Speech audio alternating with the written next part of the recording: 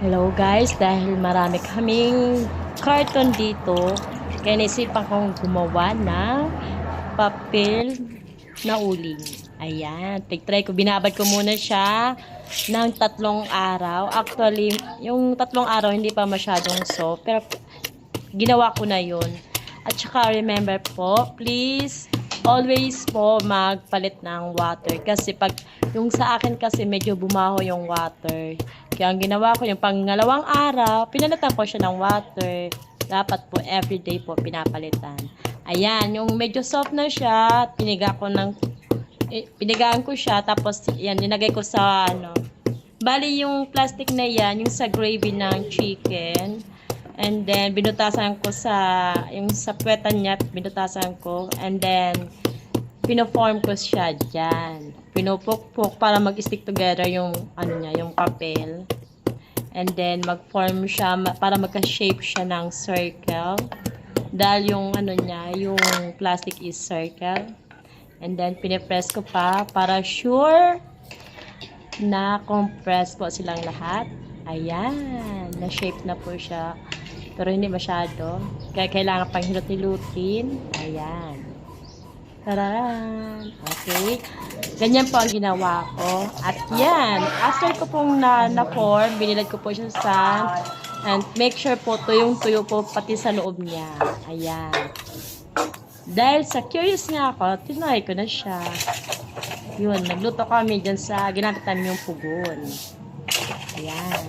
Sa una po, medyo mausok siya. Ganyan siya kausok. First time ko po mag-try niyan. Yun na po yung ginawa ko. Ayan. Nakikita nyo po mausok na mausok siya.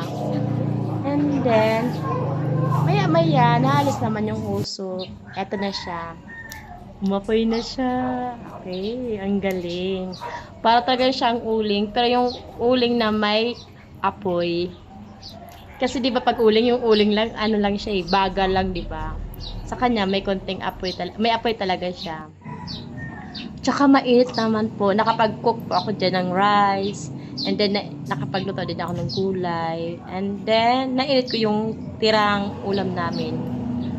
Kaya, okay naman po siya. Kailangan lang talaga more effort para makagawa ng papel sa uling. Lalo na kung ang ginamit nyo po is yung sa mga carton or sa mga box. Mas okay kung yung mga papel, yung mga scratch paper like bond paper, mas madali yan kasi yung trinay ng anak ko. Yung nakita nyong circle na white, gawa yun ng anak ko kasi nakita niya gumagawa ako.